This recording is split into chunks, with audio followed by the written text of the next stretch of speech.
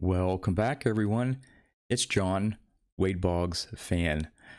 Well, before I get into the heart of the video, just a couple items, an announcement type of thing. First, I want to thank everyone for watching, commenting, and actually being able to understand my previous video about whether I'm a true collector. I wasn't quite sure how it was going to come across, whether I was going to make sense, but you guys were great, understood my thought process, and it turns out that I'm not alone, that there are quite a number of you out there that either don't watch sports at all or watch very little, like myself, yet still enjoy this wonderful hobby. So that's great. And through that video and maybe a couple previous videos, as of this taping right now, I've reached 300 subscribers. So thank you, everyone, for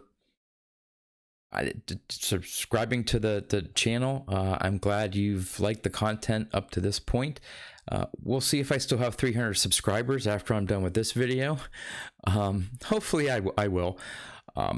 But the last thing before we get into the heart of what I want to talk about is that on Wednesday, 9 p.m. Eastern Time, I'm going to go live with another one of my Hobby Talk live streams. It's been a while. Last time I had Nate, Tops 85401 on, and this time I have the pleasure to have on the baseball collector, Mike. He's going to be joining me, I think maybe for like an hour or something like that, on Wednesday, 9 p.m. Eastern Time. So if you're on YouTube, definitely stop by, check us out. Would love to get feedback, comments from those that are watching live. We're just going to talk baseball cards and the sports and you name it. No set agenda. I guess that's the last thing. And I do have a couple cards to show off at the end of the video here. One Wade Boggs card came in today, and two vintage graded cards from, I think both are from 1980. So, okay. I debated whether I wanted to do this video or not. The timing is, I guess if I'm going to do this, is somewhat appropriate, given that we just went through the presidential election and so on. But I want to start off by saying a couple things, getting a couple things off the air. This is not a video about Joe Biden or Donald Trump. This is not a video about Democrats or Republicans. So I just want to make that clear. This is not a political in a sense of who we were voting on in this past election. But I'm a bit of a political junkie. And I enjoy it, but it's frustrating at the same time of watching members of, people from both sides of the political spectrum, spin different things to suit their needs, and trying to figure out what's the truth, who's being honest, who's stretching things a little bit. I've always found it interesting, and of course with this presidential election, it was in full force. So contrast that to my wife, who for the most part she's not really political. And it hasn't had paid too much attention to this stuff, but she was for this upcoming election. And especially a couple days leading up to the election, on election night, and the days following, different things that we've seen on TV, they start talking about conservative and liberal and things like that. And so she wasn't quite sure what those classifications were and what all this stuff meant with the Congress and the balance of power and all that stuff. So I was explaining this stuff to her, and telling her that in terms of ideology, there's a political spectrum. And on one hand, forgive me here, I got something in my eye. On the political spectrum, you have on one side conservatives and one side liberals. And depending on how you feel about different topics, issues, you fall somewhere on that line. And those that are called moderates are in the middle. And just going over the conversation with my wife and different things, I this whole process of conservative thoughts or liberal thoughts, what type of person? Again, I'm not taking sides. I'm not judging. I'm just talking about just in generalities here. People's behaviors, thought processes, status in life, different various aspects go to mold how they view and how maybe they fall on the political spectrum. And so, of course, my mind just keeps thinking and different things. And I'm wondering if there's any tie to those that collect sports cards. Now, there are some people on YouTube and other friends that are in the hobby that, without them saying something directly, like, oh, I'm voting for X, or I believe in this, or I am a proud, you name it. My thought is they tend to be on the more conservative side. Again, that doesn't mean that that's who they're voting for. Okay. Again, this isn't about voting for a candidate. Okay. They tend to, at least my impression is, they tend to be more on the conservative side. Now, I very well know that I'm sure there are a lot of collectors out there. And again, I apologize. I'm getting stuff in my eye today. I'm sure there's people out there that enjoy collecting sports cards that may have more of a liberal view of, let's just say, issues. Again, not making judgment. But there's a couple of things I think that the hobby itself, I think what goes into being a collector has certain qualities that, again, not all of us, but maybe a majority of us would have, that gives us that, we're a unique group, okay? Being a collector of pieces of cardboard with pictures on them, it's a unique bit of craziness, in my personal opinion. I admit I'm a little crazy for doing all this stuff back here, okay? Takes a certain type of personality, mindset. So this is what I'm sort of looking at exploring. And again, this is going to be some generalities. It's not every case. But in terms of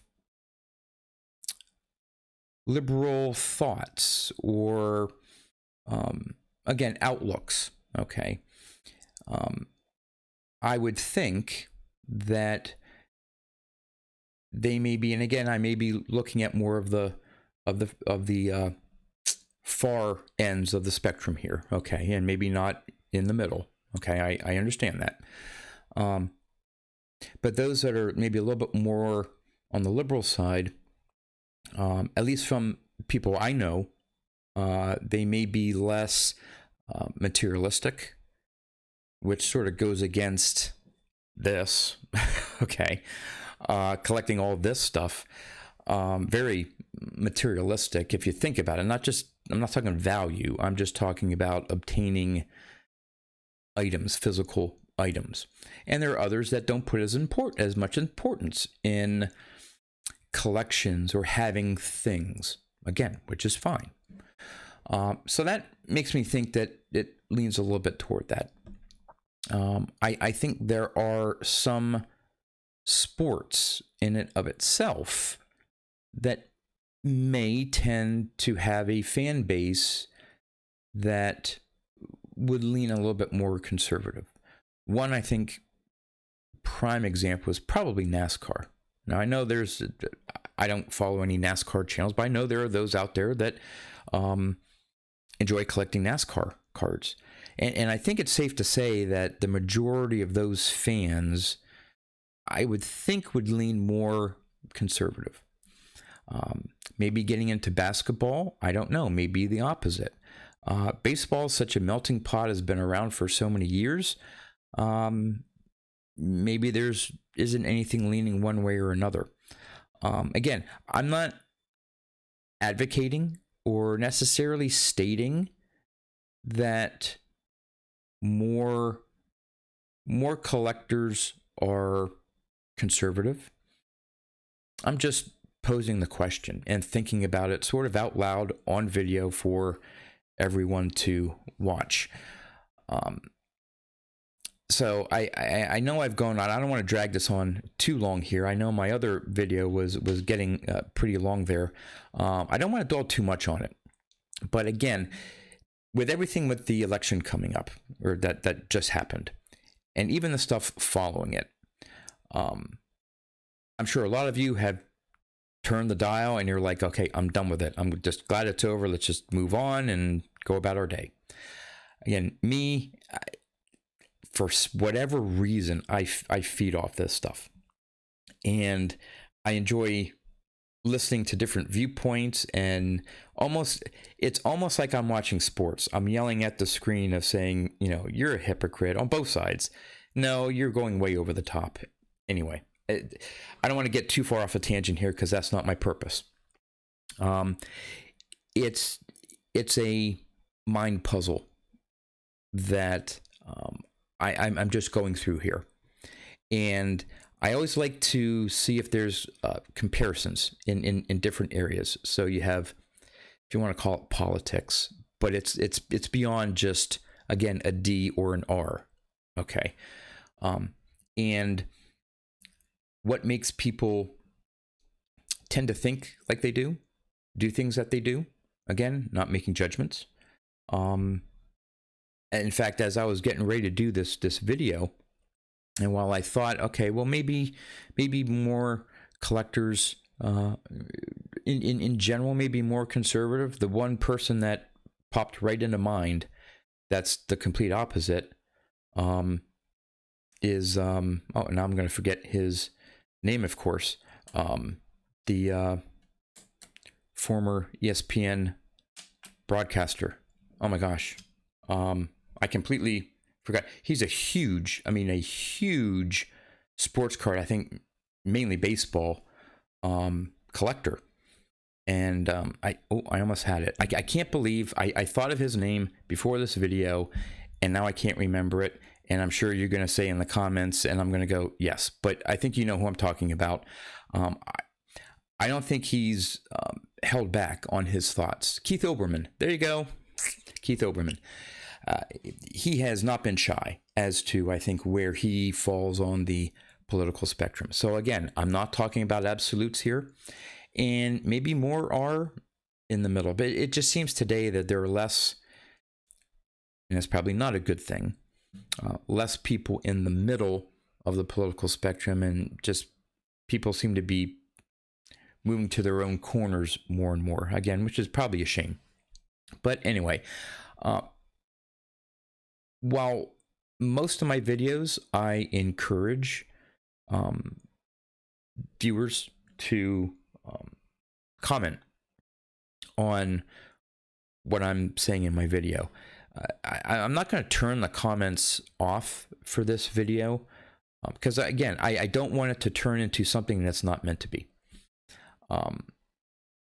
But I'm not necessarily, if you want to leave a comment about something, that's fine. But one, I am not asking whether you are conservative or not, because it is none of my business. So I'm not asking you to validate my point or tell me I'm extremely wrong. It's just, again, a view I have, and I hope I haven't turned any of you off. This was not meant to be a real controversial point that I'm spewing that you should be conservative. If you're a collector, you have to be conservative. I'm not saying that. It's just something that I've thought about. So okay, I've gone enough here, I think. But yeah, I'm just hoping in the comments, and this very well likely could. I've gotten a few thumbs down on a couple of my videos, but I'm prepared that I may get a few on this one just because of the topic. It's just sort of like a taboo topic, but I decided to go ahead and run with it.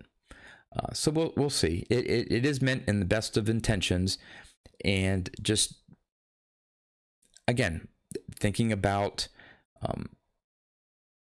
politics that are around all of us. It's seemingly every day, maybe not just at this point in the election, and whether that converts at all to those who enjoy this great hobby. So with that, I'm going to turn the camera around and show off my 3 cards, and of course then I have a new trivia question for you. All right, as usual, I'm going to start off with the Wade Boggs card. And past couple of videos, I've shown off some of the new 2020 Topps, the 206 set that Topps has put out, and he's in Series 5. Various different parallels. I have shown off the base, the Piedmont, and the Sweet Caporal. And this one, again, the front is the same, but it is the old mill. I forget what the odds are in pulling the old mill. It's one of the harder ones before you start getting into the serial numbered versions. The cycle, I think that's how you pronounce it, sickle cycle, that's out of 25, and that's more rarer than the old mill. But the other one I'm missing is the sovereign, and I think that's a little bit easier than this old mill, and I need the polar bear back, and I'm not sure how the polar bear, whether that's a little bit harder or easier to find than the old mill, but this is a harder one to get. So I now have 4. Hopefully I can get at least 3 more out of the different variations, and then I'd be happy with that. So there's that one. Then for the 2 vintage cards, we'll start off with the 1980 Jim Palmer. Nicely centered 8 there. Maybe a little bit off top to bottom, but that's okay. That's generally speaking, it looks like a nice clean card. I think the little scratch there, I think that's in the case. A lot of these, it doesn't look like people have protected them in sleeves or anything like that, and a lot of these, they get little scratches and stuff, but it's not on the card itself. And the back is pretty clean as well, a little off, but overall nice clean copy there of Jim Palmer in an 8. And then we'll finish it up with Raleigh Fingers, and I managed to pick this one up in a 9.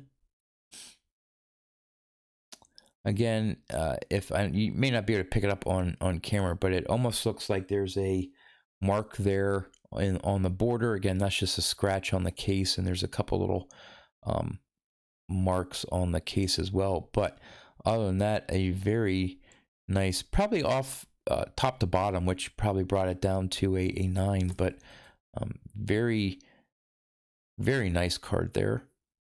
Managed to find that in a 9. So there you are. I'm going to leave Mr. Raleigh Fingers up right here. Maybe I can adjust the camera a little bit to show that. See if we can do that. All right. And now we'll finish it off with trivia time. And the question from last video, which I don't know if anyone got the correct number of batting titles. I don't think so. How many batting titles did Pete Rose win? Well, he won 3. I do want to apologize. Shannon, back to the cardboard. He said he knew, but didn't put it in the answer. And I had a feeling Shannon would know. He's a big Reds fan, big Pete Rose fan. So I knew he would probably get the question. So I'll give him the benefit of the doubt that he did know the answer. But the question was, how many batting titles did Pete Rose win?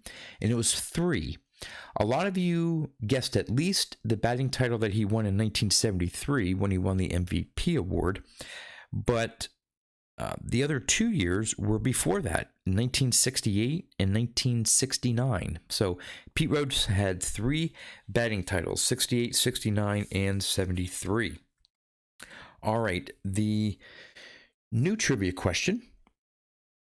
Who had the most American League MVP votes in the 1980s, yet was never the MVP? So, who had the most American League MVP votes in the 1980s, yet was never named MVP? So, someone who either finished second, third, fourth for many years, but could never finish first in the MVP voting. So, good luck with that question. That's all I have for now. If you watched through the end here, thank you so much. Again, I hope this topic in this video went over as I intended, and not not as I don't intend it. So, and anyway, that's all I have. Thanks for watching, and I'll see you next time.